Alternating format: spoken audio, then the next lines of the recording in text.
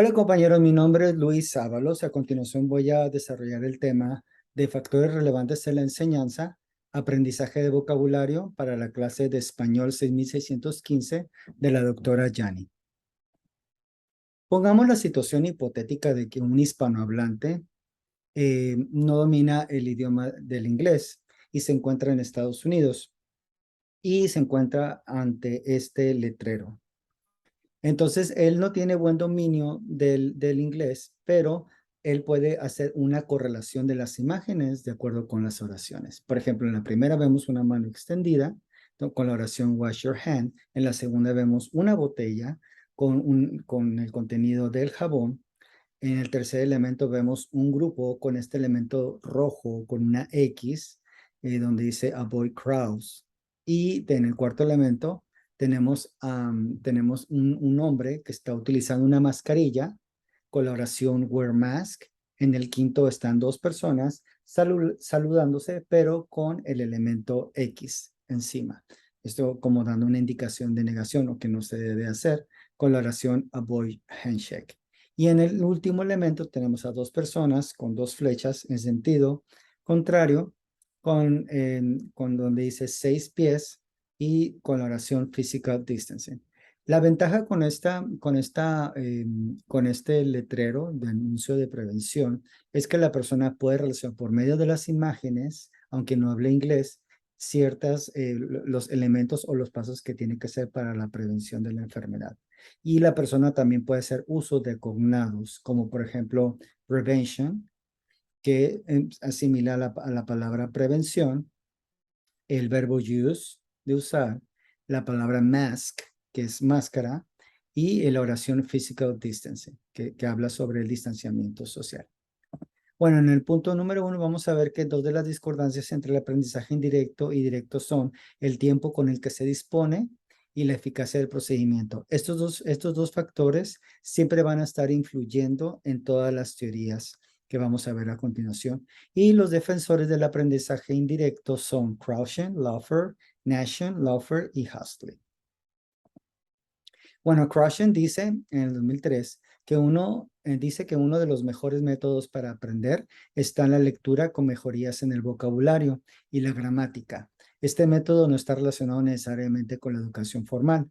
Esto quiere decir que Krausen decía que por el medio de la utilización de literatura, por medio de utilización de textos, de la abundancia de textos de una persona, conforme iba leyendo, podía ir mejorando y aumentando su vocabulario. Pero Laufer previene con ciertas asunciones sobre las palabras que no conocemos. Y la primera dice que los aprendices se fijan en todas las palabras que no conocen. Eso quiere decir que, por ejemplo, en mi caso, eh, al momento yo de leer un material en inglés, no porque conozca, me encuentro con palabras que no conozco y no siempre busco el significado. Esto es lo que quiere decir Laufer. También dice que basta ver la palabra en contexto para entender su significado. Esto también es cierto, porque muchas veces, aunque tratemos de buscar el significado dentro del contexto, es difícil determinar qué significa. Y el tercer punto dice que basta con una sola ocasión para retener la palabra. Esto quiere decir que esa asunción de que con una sola ocasión ya aprendemos la palabra. Y Laufer en el 2005 propone un diagrama de alternativas donde el aprendiz se ve involucrado con su actitud de aprendizaje. Esto es que cuando una palabra es desconocida, el aprendiz decide entre averiguar o no su significado. Esta misma palabra puede ser difícil al averiguar su significado o puede resultar que es de fácil retención. Entonces, el diagrama de alternativas quiere decir que hay un mundo de posibilidades que se puede encontrar un aprendiz al momento de buscar significados. Un dato importante, según los estudios, lo normal es entre 8 y 12 contactos con la palabra para asegurar su memorización. Nation dice también que ve el aprendizaje indirecto y el explícito como complementarios, aunque pone de evidencia situaciones problemáticas que se pueden suscitar. Esto quiere decir que él no ve que el aprendizaje indirecto y el aprendizaje directo tengan que estar separados. Se pueden unir y tener una mejor experiencia en el aprendiz. Pero las situaciones problemáticas puede ser, el número uno, la necesidad de que se conozca gran parte del vocabulario del texto. Es decir, que cuando tú te somete, cuando tú lees un material, debes de saber la mayoría de las palabras para poder determinar cuál es la palabra que no entiendes. El segundo, cada aprendiz tiene su propia capacidad de aprendizaje. Eso quiere decir que cada persona tiene su propia experiencia y las teorías muchas veces pueden ser muy generales y no se enfocan en un solo autor, en un solo aprendiz, perdón. Y el hecho de recordar y entender no es lo mismo. Esto quiere decir que aunque se comprenda la palabra, eso no garantiza que se va a recordar el significado en un futuro. Nasher recomienda llamar la atención sobre las palabras menos conocidas. Es decir, que nosotros como tutores, como profesores o instructores, tenemos que tener una lista de de palabras que que sean difíciles de comprender, proporcionar opciones de significado, perdón, mediante glosas, hipertextos, explicaciones o uso del diccionario. Y también, que es muy importante, motivar a través de ejercicios de repaso, esto como una forma de poder asegurar la retención de la palabra en el alumno, y como lo habíamos visto en los resultados del estudio anterior, pues se necesitan entre 8 y 12 contactos con esa palabra.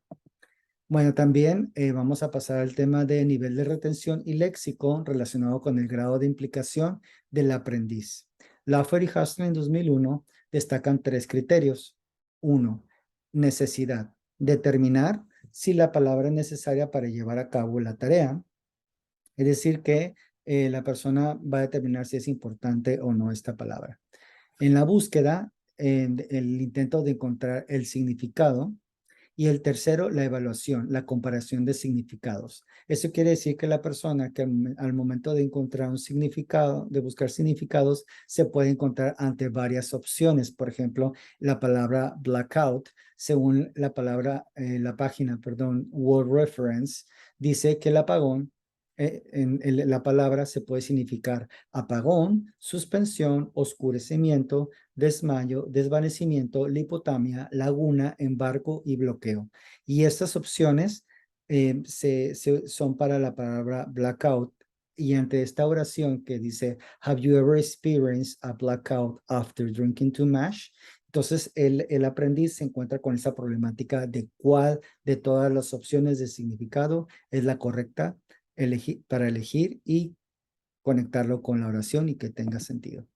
Nation en 2013 refuta el planteamiento de Lawford y Huston determinándola insuficiente por considerarla simplista y que no tiene en cuenta otros factores importantes en el aprendizaje del vocabulario, proponiendo los siguientes criterios. 1. Motivación. Es relevante porque centra el interés de una manera constante, receptiva y positiva. 2. Atención. El aprendiz tiene que enfocar su atención en o las palabras, incitar en el aprendiz la negociación de significados, por ejemplo, con la búsqueda de sinónimos. Es una forma también de poder encontrar otros significados de una misma palabra. El número 3, reactivar las palabras en el léxico mental. Nation sugiere, en caso de ser niños, leerles la misma historia en varias ocasiones. Ahorita me viene a la mente la historia del Principito, que hay versiones para niños. Ese se recomienda que se les lea varias veces para que ellos puedan mejorar y aprender sobre vocabulario.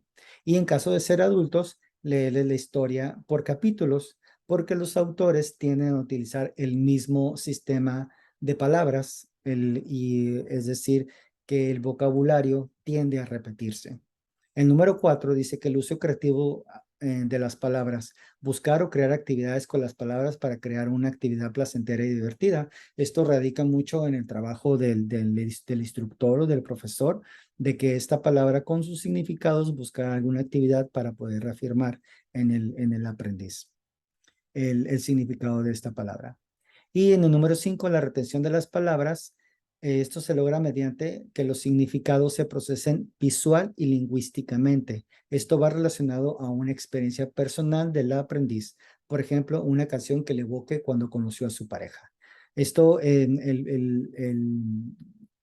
el refutamiento de Lawford y Huston hacen alusión más personal sobre un aprendiz y que relacione la palabra con una experiencia personal para poder ayudar a la memorización.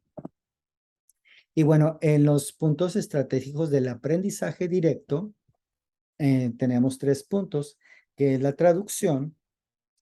Los estudios de Hamlet concluye que es una tarea exigente, que exige, perdón, una tarea que exige mucha atención cuando los recursos cognitivos están saturados. El alumno tiene bajos resultados ante la saturación, es decir, que tenemos que tener una cierta medida con las palabras para no saturar al alumno.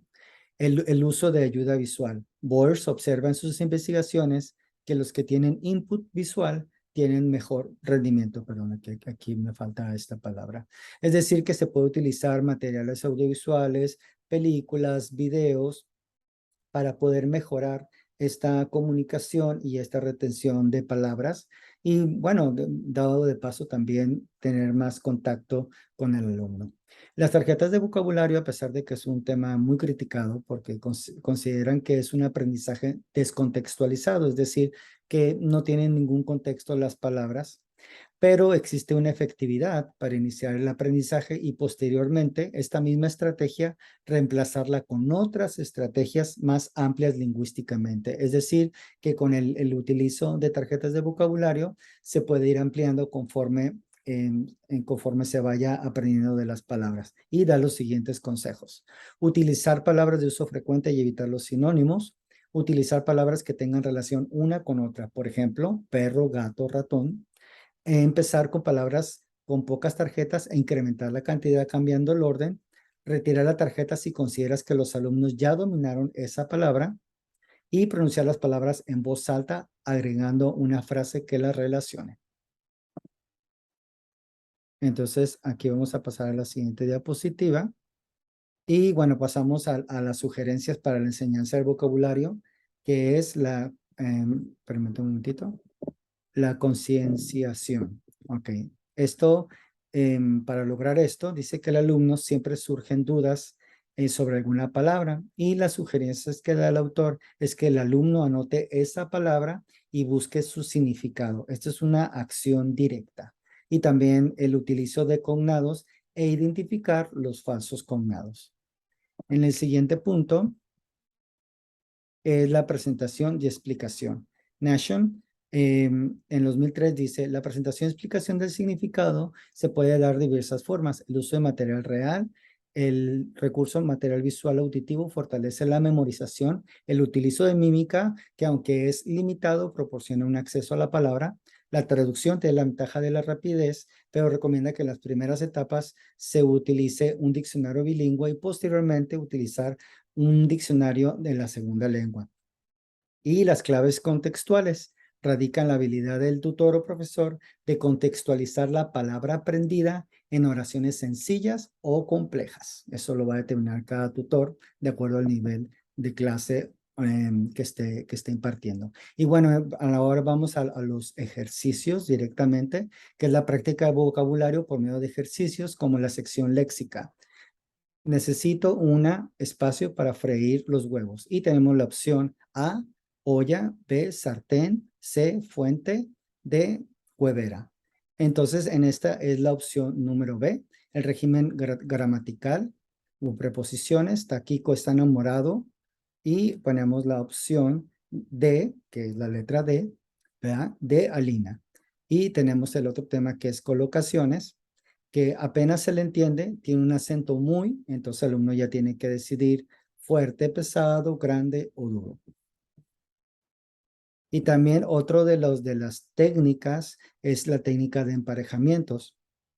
Por ejemplo, para practicar colocaciones con verbos vacíos, podemos proponer, sacar, dar, hacer, poner, tener. Una queja, una multa, un paseo, una selfie, una foto. Por ejemplo, aquí para hacer una oración, podemos elegir hacer un paseo. Bueno, también pueden utilizar otras opciones siempre y cuando la oración tenga sentido. Y pues bueno, aquí doy, dice que aquí doy por terminado mi tema. Dice que en el tema del Lawfare Hustle en 2001, en el grado de implicación, del aprendiz en la sección de evaluación mencionan sobre el conflicto de significados, en la diapositiva número 6. Y mi pregunta de discusión es, ¿en tu comunicación bilingüe has experimentado uno de estos conflictos? ¿Puedes compartir tu experiencia y mencionar el por qué crees que te sucede o te sucedió? Y la segunda pregunta es, ¿conoces otra estrategia de ejercitación que te ha funcionado o cuál crees que te funcionaría y por qué? Eso se encuentra en la diapositiva número 11. Bueno, muchas gracias compañeros por su tiempo y es todo.